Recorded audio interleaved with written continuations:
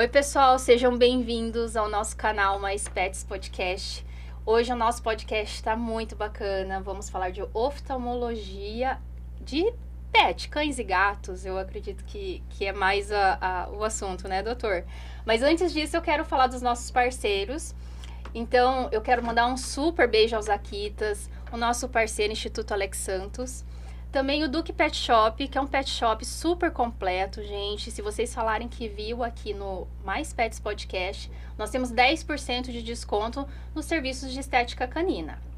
E também temos a Cris Doces e Salgados, se você precisa de docinhos e salgadinhos para qualquer evento.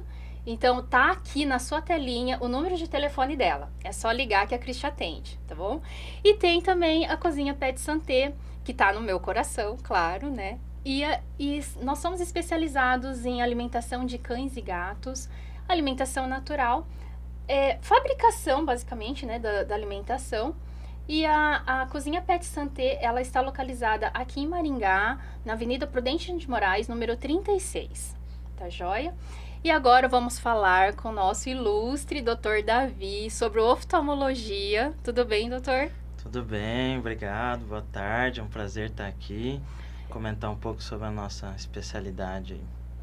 É isso aí, doutor. Eu queria que você se apresentasse um pouquinho antes, falar um pouquinho da veterinária na tua vida, como que chegou a oftalmologia para você, que é uma especialidade, assim, que eu acho muito bacana, que hoje a gente tem aqui em Maringá, né? Isso não é há muitos anos que a gente, né, conseguiu aqui na cidade. Então, fala um pouquinho da tua formação. Uhum. Bem, eu sou daqui de Maringá mesmo, né? Fiz a minha graduação aqui e já no 4º ano, né, terminando a faculdade, indo para o 5º ano, eu já comecei a pensar em algo que eu gostasse mais, né? Que eu já tinha essa visão de que eu queria seguir algum caminho específico, né? Apesar de gostar da clínica geral também, mas eu já pensava isso. E eu sempre gostei de pequenos animais, né? Então, meus tios, por exemplo, que são veterinários, eles moram em Joinville, lá em Santa Catarina. E aí, toda vez que a gente ia final do ano lá pra praia e tal, eu sempre ficava 1, 2 semanas lá fazendo estágio mesmo, sem conhecer ainda a veterinária e tal, né? Mas eu gostava de estar lá ajudando eles, né? Na lida ali com os animais, né? No consultório, cirurgia e tudo mais. E então, assim, eu já sabia que eu queria pequenos animais, mas para ter certeza, como a veterinária, o campo dela é muito amplo, né? Por exemplo, no primeiro ano da faculdade eu fiz estágio em hospital de equinos, no segundo ano eu fiz estágio em hospital de ruminantes, né? Aí depois no terceiro ano eu fiz estágio em laboratório de parasitologia, no quarto fiz uma parte também em cirurgia geral, né? E aí eu vi que realmente era pequenos, né? Mas daí dos pequenos, para onde eu iria? Então veio... E realmente, né, doutora, a veterinária, ela é muito ampla, né? Ela tem... muito É que, na verdade, são várias espécies, né? Que dentro do curso vocês acabam estudando todas as espécies, né? Porque vai ter que saber, né? Isso, a gente brinca que na medicina humana a gente vai estudar um esqueleto só, né? Na veterinária a gente tem que estudar o cavalo, o cachorro, o porco, a galinha, o passarinho, e aí vai embora, né? Então, fora aquelas profissões, aliás, os trabalhos da veterinária que não estão diretamente relacionados, né, com a sanidade de estar examinando o animal ali, essas coisas, por exemplo, produtos de origem animal, né? Então aquele queijo, presunto que a gente está comendo de manhã ali passou pelo um veterinário, né? Teve que ter uma inspeção também. Então é muito amplo, né, o campo da veterinária. Mas voltando lá, então eu sabia que eu queria os pequenos, e aí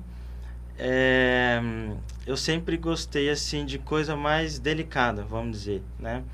E a oftalmologia já foi me chamando atenção nisso, porque Por exemplo, eu sempre dou o exemplo da ortopedia, né?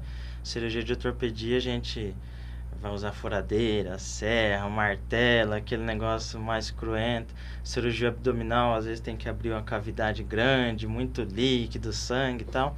E eu gostava de coisa mais tranquila. Então, oftalmologia, por exemplo, a cirurgia a gente faz sentado, igual, né, nós estamos aqui agora, com o microscópio aqui, tranquilo, né? É bem assim, sutil.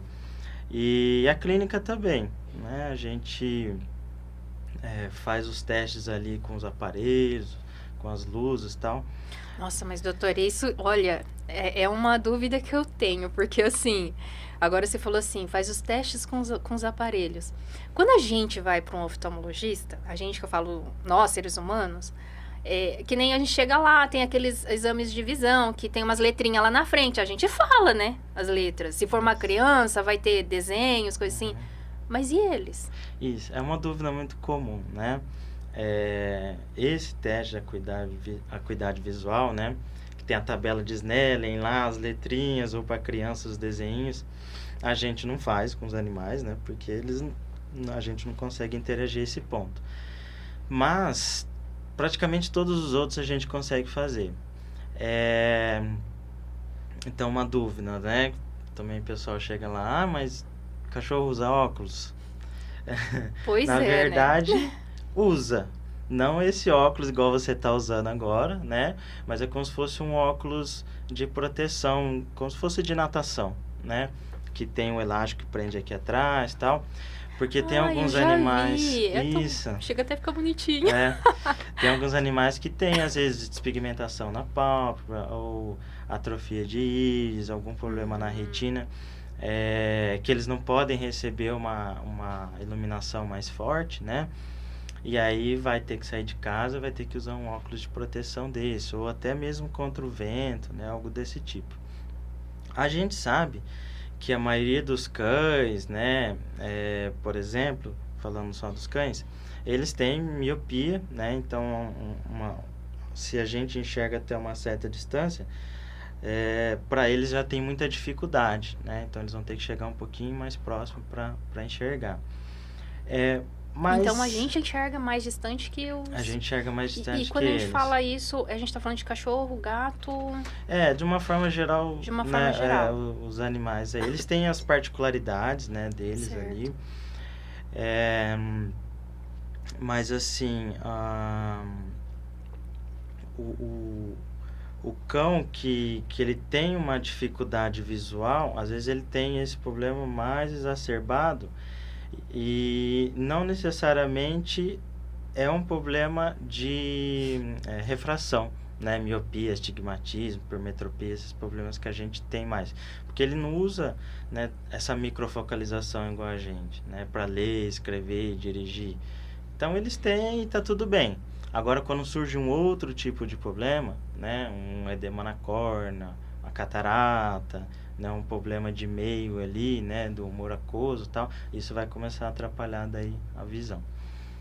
E isso você consegue identificar no exame clínico. Assim, no... Isso. A veterinária, né, tem algumas especialidades igual da medicina humana, e a oftalmologia, nesse ponto, ela é bem parecida porque a gente precisa de vários aparelhos, né? Como é uma estrutura pequena, complexa, então a gente precisa de ter meios de tirar a informação daquilo ali, né?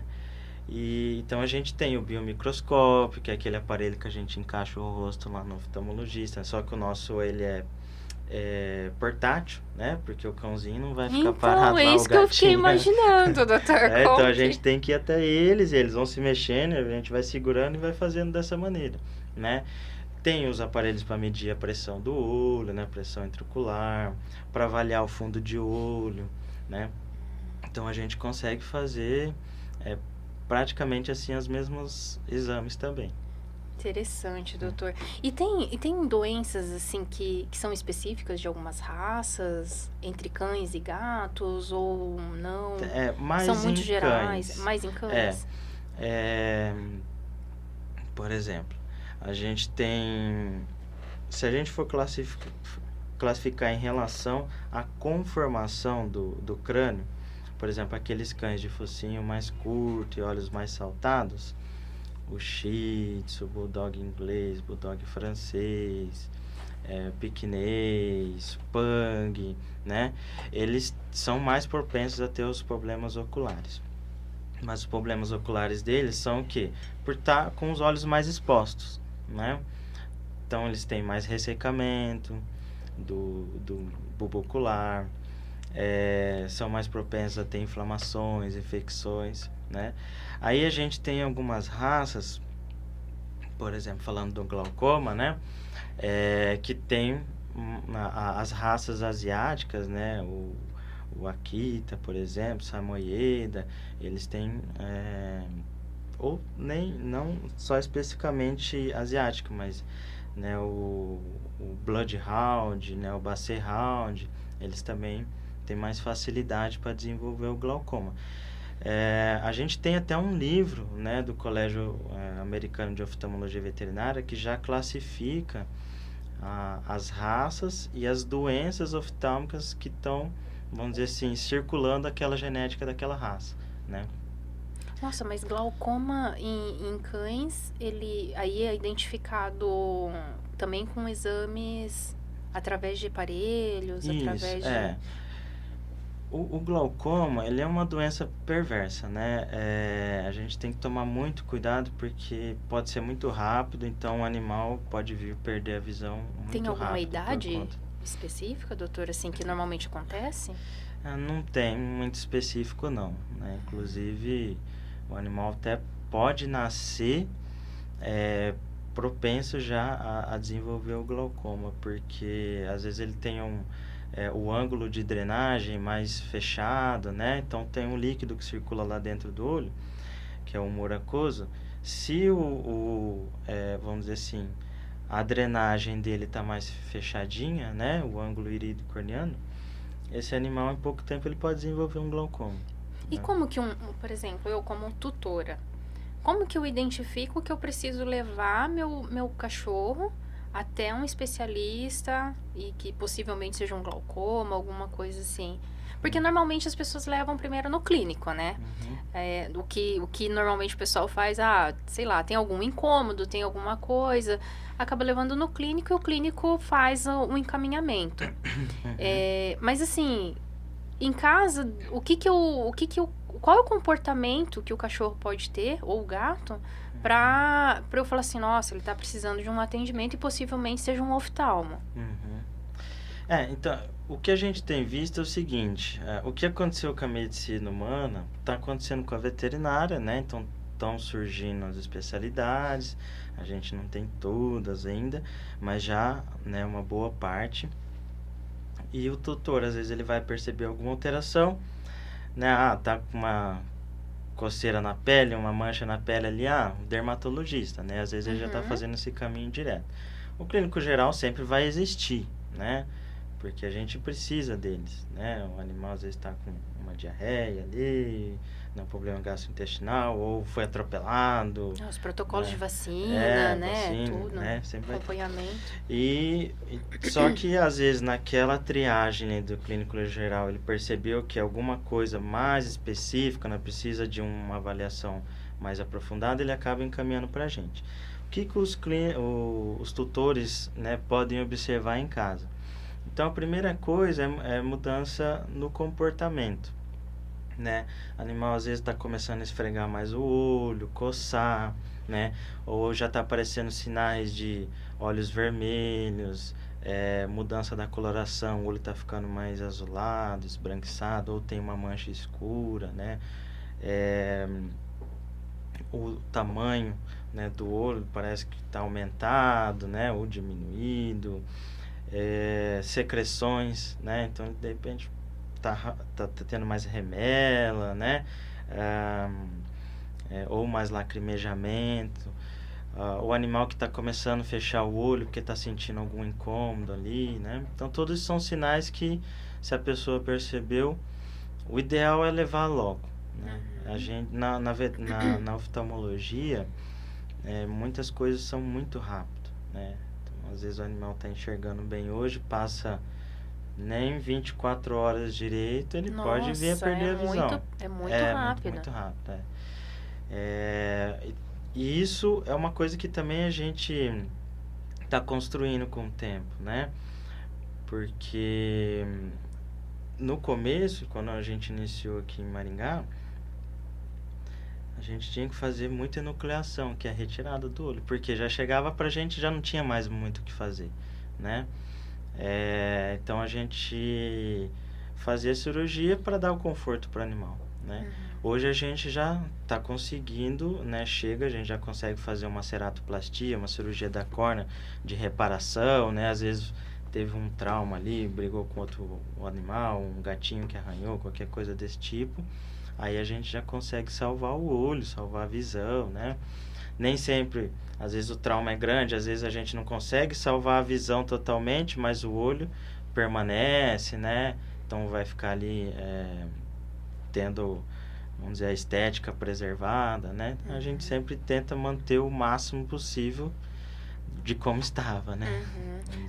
Porque é impactante, né? A gente falar de retirar assim, dá é ruim, né? A Até impressão que dá. o próprio glaucoma, por exemplo. A gente tem várias técnicas, né? Cirúrgicas para tentar manter o olho. Só que, como eu falei, o glaucoma ele é a pior doença para o oftalmologista, até pior que o próprio câncer. Dependendo do tipo de câncer, a gente consegue fazer a cirurgia, faz o tratamento ali, resolve o problema.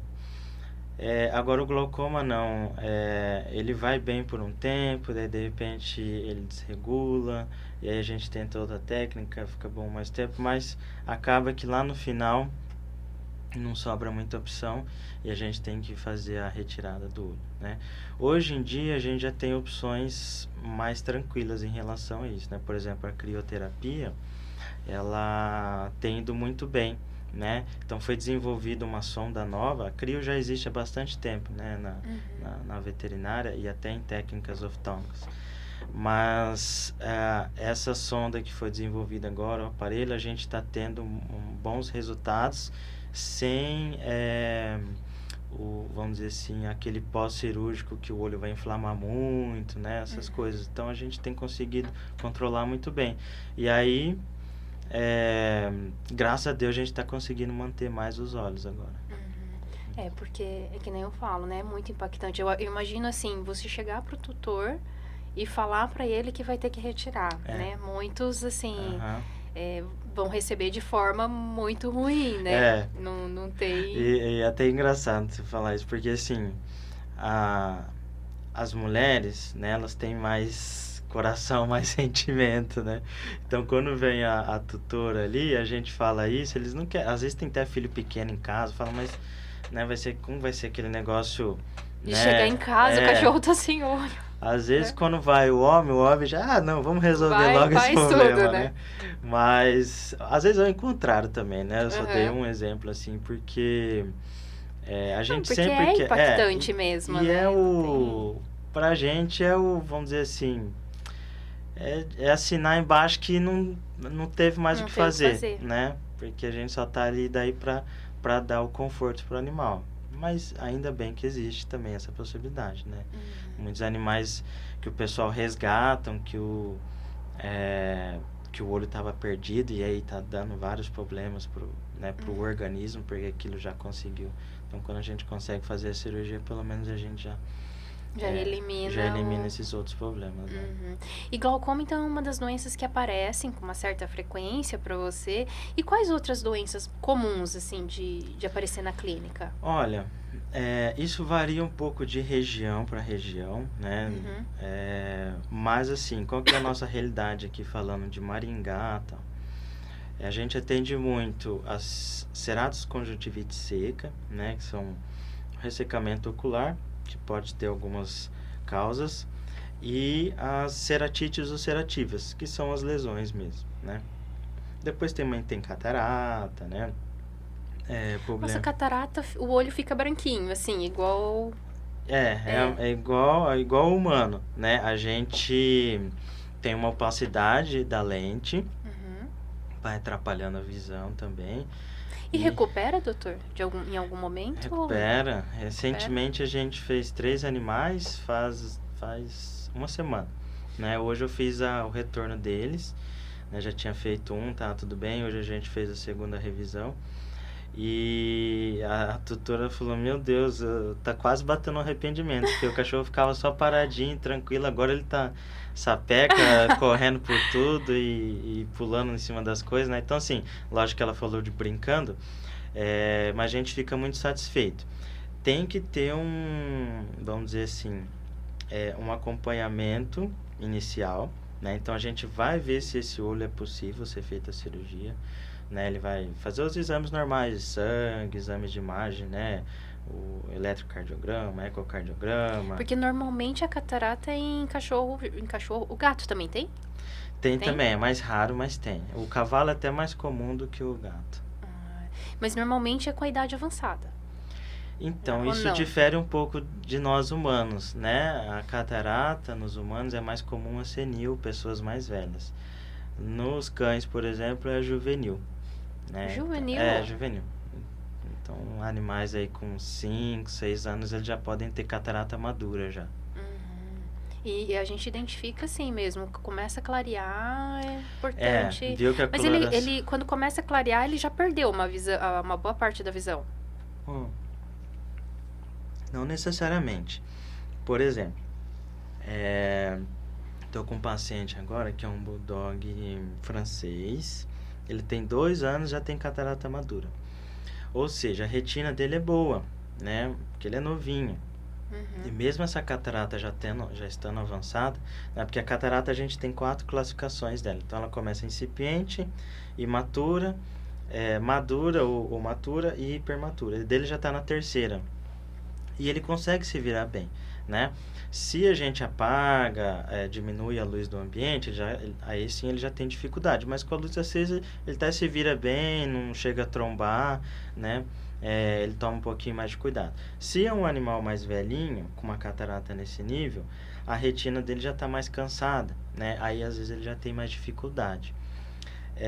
Mas um dos primeiros sinais que os tutores vão perceber é essa dificuldade visual, né? Então o animal que era bem espertinho, de repente você está jogando um petisco, alguma coisa, ele já começa a usar mais o faro para achar, né? Ou uma porta de vidro ele já começa a trombar, ele já não quer mais subir no sofá ou descer a escada, né? Ele já começa a mostrar esses sinais de que tem alguma coisa estranha.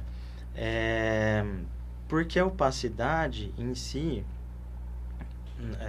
como a gente, né, não está com os aparelhos ali avaliando os animais dia a dia, às vezes ela vai ser mais tardia, né? Então, quando vai perceber essa opacidade, ela já está uma catarata mais avançada. E o ideal, né, para a gente operar, seria uma catarata mais nova, né?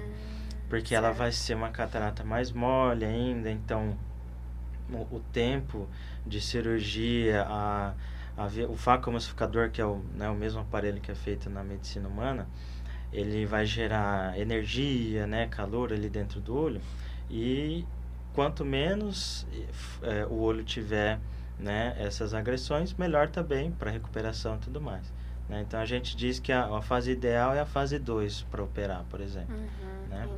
Na veterinária é comum já operar 3 e 4 porque, né, quando a gente tem algum problema, vai falar, opa, precisa ir no médico ver o que está acontecendo, então a gente já vai.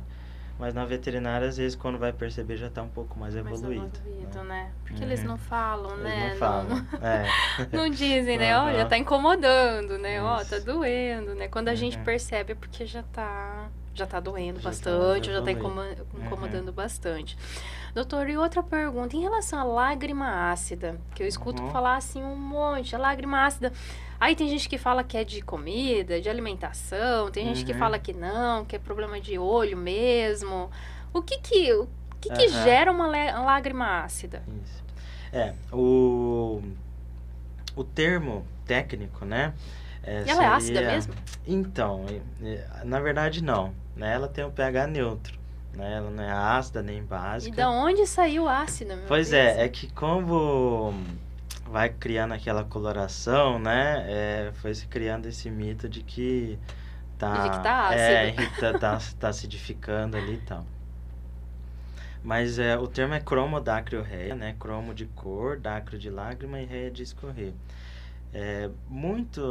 A maioria desses casos é mais um problema estético. Para o animal não está fazendo diferença nenhuma, né? Porque em alguns casos, quando a gente muda a alimentação deles, né? Troca de ração ou parte para alimentação natural, acaba não apresentando mais esses sinais. Porque a gente está mudando na composição da lágrima, né? Esse sinal da lágrima escura ali, escorrida, é porque tem a reação da lactoferrina, porfirina ali com a pele, que é ferro, né? Então, ferro em contato com ar, oxida, dá cor de ferrugem. De ferrugem. Exatamente. Né? Ela vai ficar mais escura, meio acobreada, assim. Mas é isso. Então, quando a gente mudou a alimentação, que mudou a composição da lágrima, o problema ainda continua lá. Tá escorrendo a lágrima, só que ela não tem mais aquela cor escura, então não aparece mais, né? Muitos animais, principalmente esses pequenininhos, né?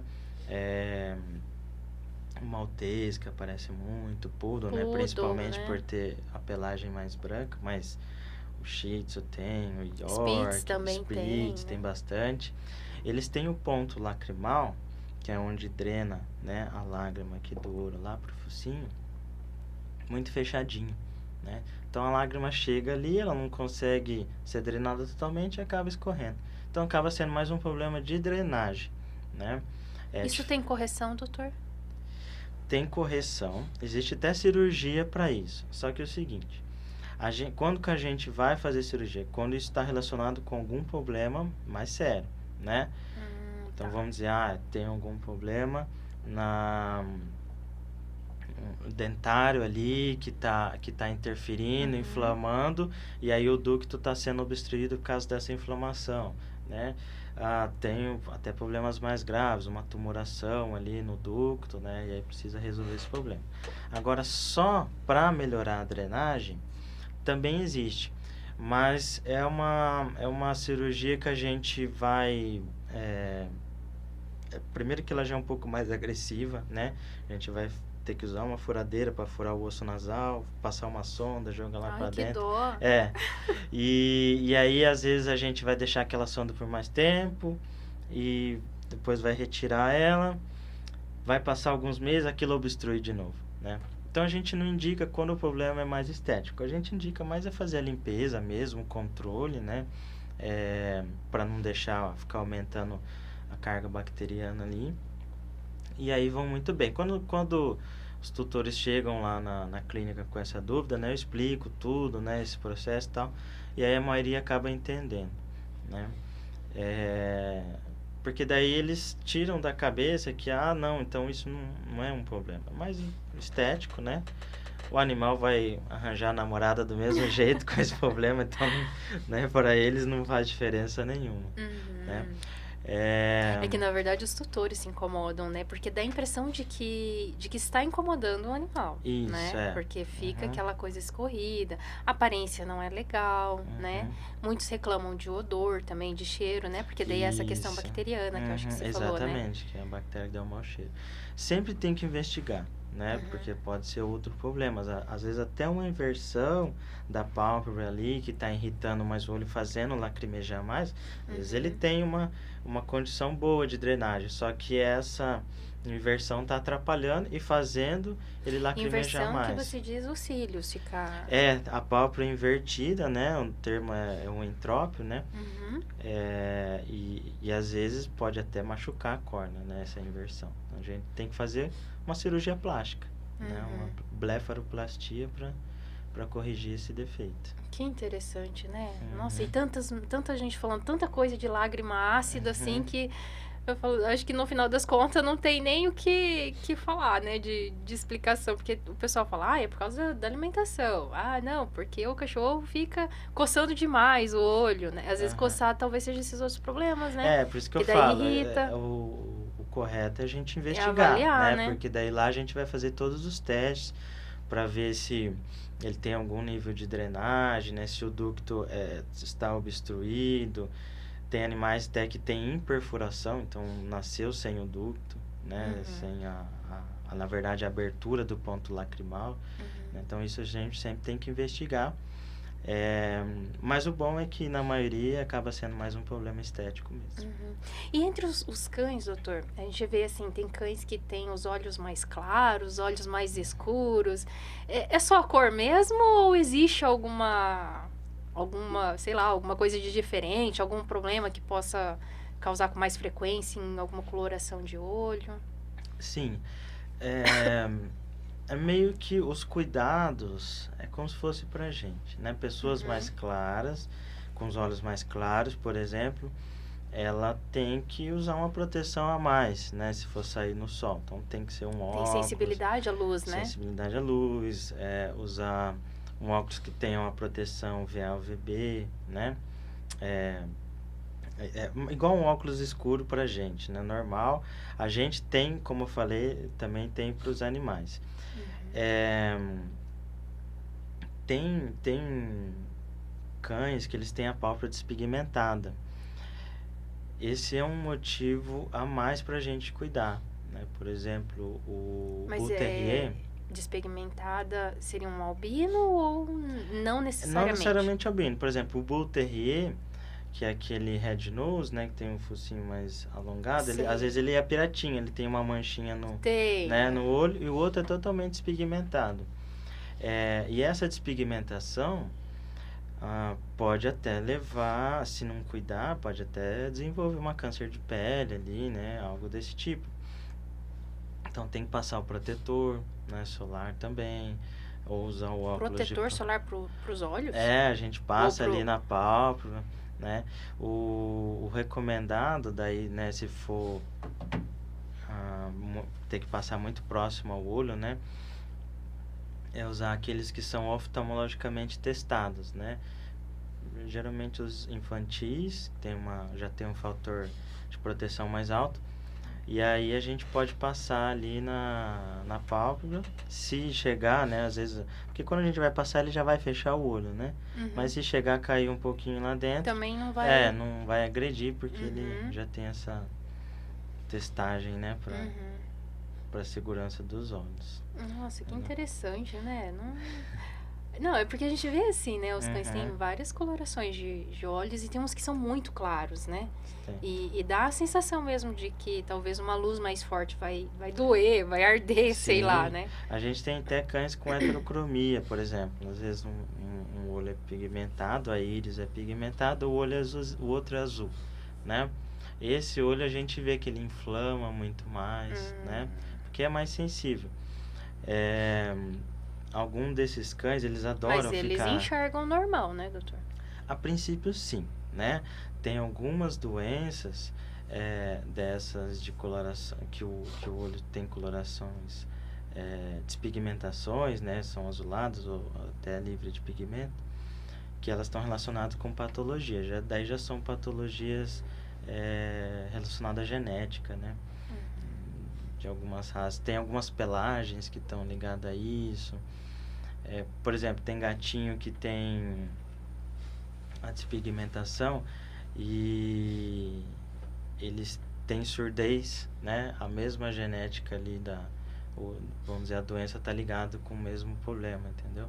No olho e no... E a surdez, Nossa. Entendeu? É que existe uma ligação, então, entre...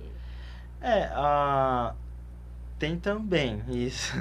Mas esse, assim, vamos dizer assim, esse já é um problema que vem de fábrica, né? Agora, vamos supor... Tadinho do Netinho.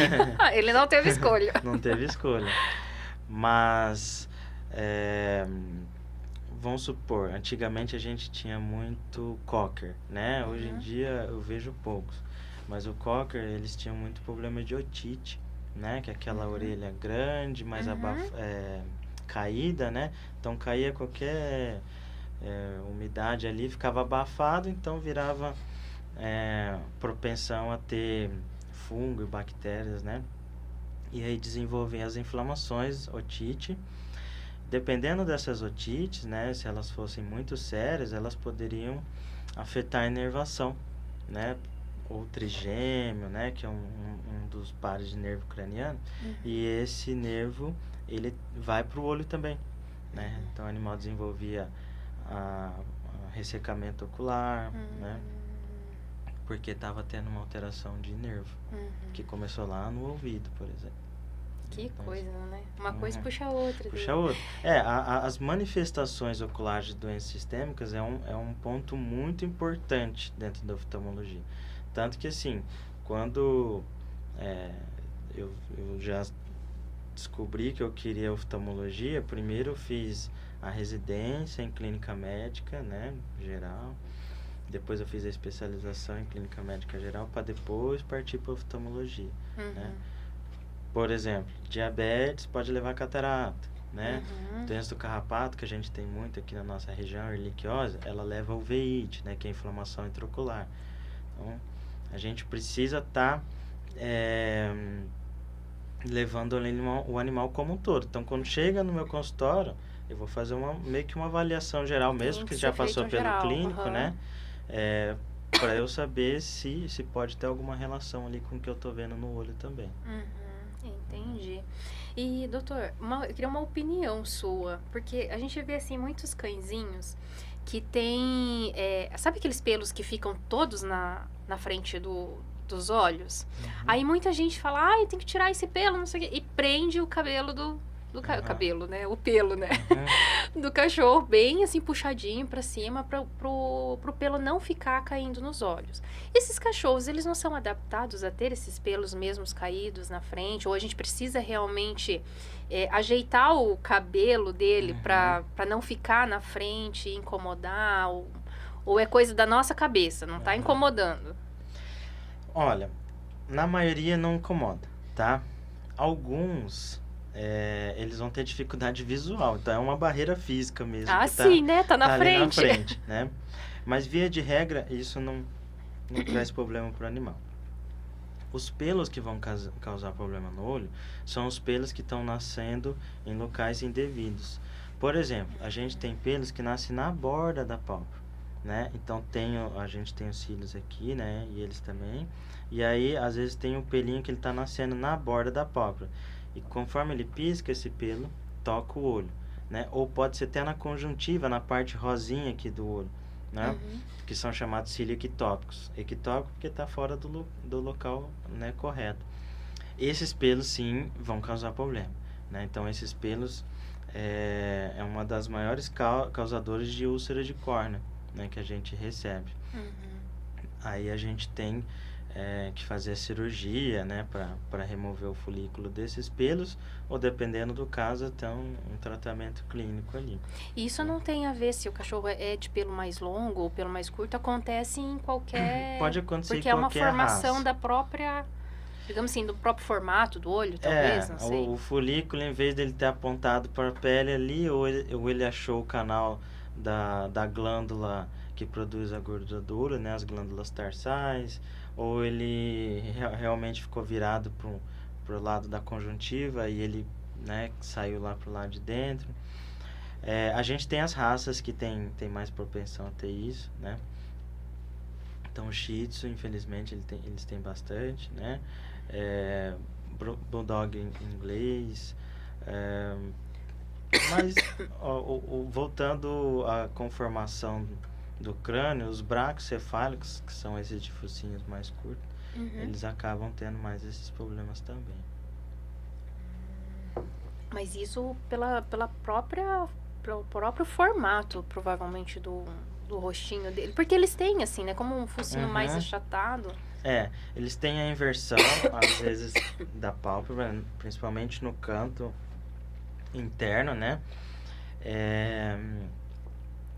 Que, assim, é muito comum eles terem um grau de inversão. Se essa inversão é a mais, aí começa a apresentar os problemas. Aí a gente tem que corrigir isso cirurgicamente. Mas acaba sendo que, assim, uma falta de sorte mesmo ter o pelo ter escolhido nascer pro lado errado ali, né? Porque por mais que retire esse pelo, ele volta, ele nasce novamente Na mesma posição. Se o pelo ele tá nascendo, por exemplo, na borda da pálpebra, mas quando a gente vai avaliar ali, a gente tá vendo que ele tá voltado para fora e não pro olho, às vezes é melhor até não mexer, né? A gente fotografa, né? Com a lente macro ali, mostra pro tutor. Ele fala, ele tem um pelinho aqui. Ah, não, então vamos tirar, vamos resolver. Fala, ó, mas se eu epilar ele agora, se eu tirar, pode ser que ele nasça depois e vire para dentro, né? Então, às vezes é melhor não mexer nele agora. Se depois ele cair, né? Porque às vezes vai ficar lá e não vai causar problema nenhum. Mas se ele cair e nascer outro voltado para dentro, aí a gente de repente já faz a técnica para remover, né? E aí tira o folículo, resolve o problema, não nasce mais o pelo ali. Entendi. Doutor, e outra coisa que eu queria perguntar, que assim, todo mundo fala, né? Tipo, ai, cachorro enxerga colorido? Olha a pergunta, né? Não, mas isso é muito comum. Então, e aí eu fico imaginando, né? Perguntar isso para um oftalmologista, né? Dá até vergonha. Falar assim, gente, perguntar para ele se o cachorro enxerga colorido. Não, até quando eu já atendi oftalmologista humano, eles perguntam isso também, né? A nossa visão, ela é tricromática, né? Então, a gente tem os 3 cones básicos, que é o vermelho, verde e azul, né? O famoso RGB lá, do inglês, né? E a partir disso, forma todas as cores que a gente está vendo. Os cães, os gatos, eles são muito próximos, né? Mas assim, vou dar o exemplo dos cães, que eles têm os 2 cones básicos, que é o azul e o amarelo, né? Então eles não têm essa visão tão colorida. Nesse ponto a gente ganha deles, né? A gente tem mais percepção de cores, né? Enxerga melhor na iluminação. Eles, por exemplo, eles já têm mais células de bastonetes, fotorreceptores bastonetes, que é responsável por enxergar no escuro e ver formas, né?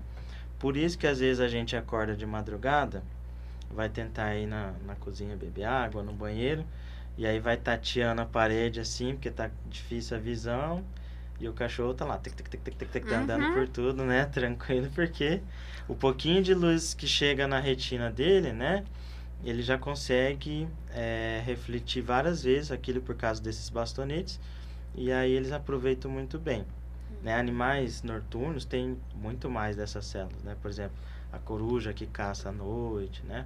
Então ela tem mais dessas células.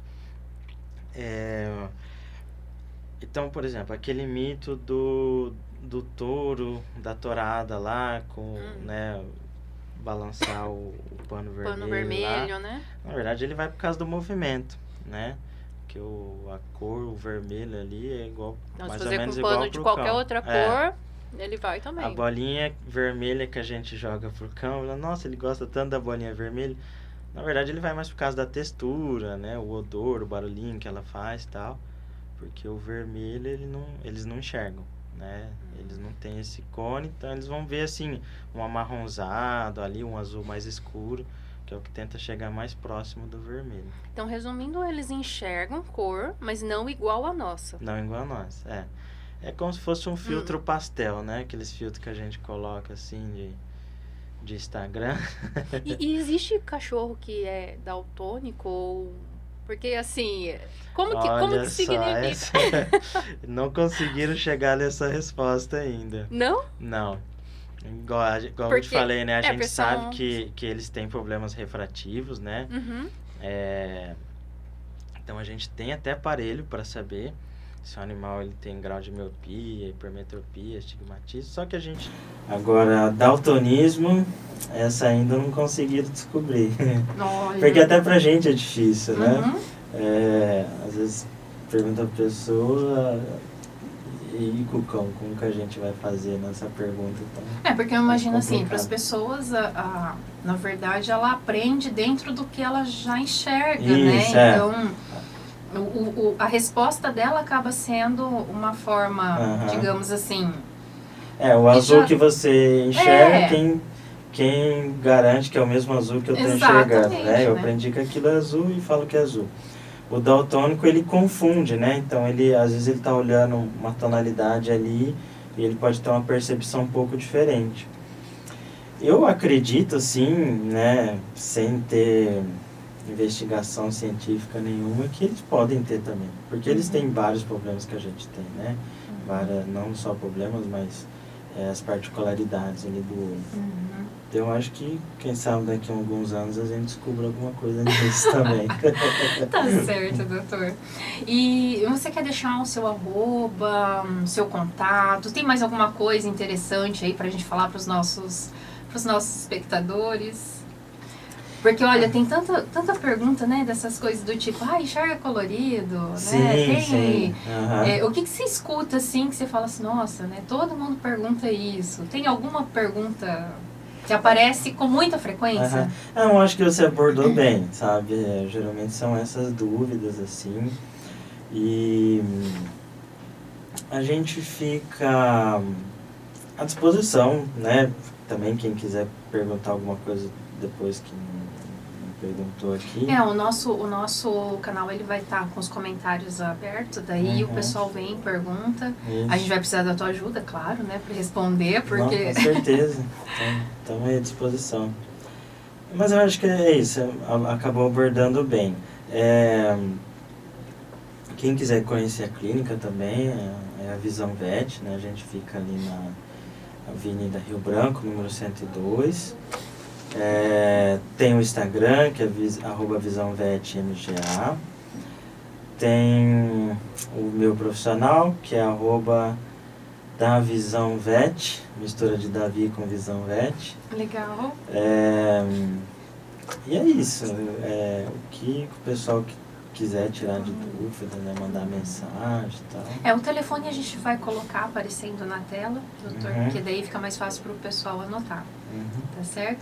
Então, obrigada, doutor, por ter vindo, por ter disponibilizado seu tempo, por ter vindo aqui falar um pouquinho dessas curiosidades da oftalmologia, né, que é uma área... Ela é uma área relativamente nova na veterinária? Tem quantos anos, mais ou menos? Na verdade, ela não é tão nova, já existe há mais de 30 anos. Nossa! Inclusive, eu tive o prazer de fazer estágio, primeiramente, né? Fiz estágio curricular e depois eu fui, até trabalhei, né? Atendi na clínica do Dr. Jorge Pereira, que é lá do Rio de Janeiro, que ele fez a primeira catarata na América, né? Então, a gente tem